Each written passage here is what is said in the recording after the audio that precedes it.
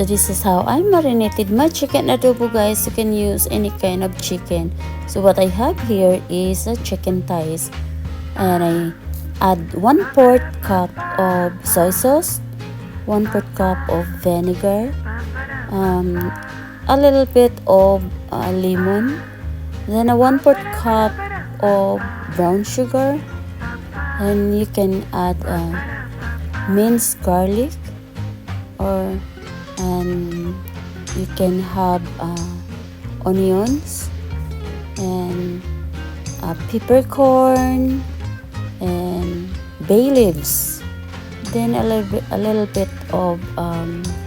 boiling powder to taste, and black pepper, and you can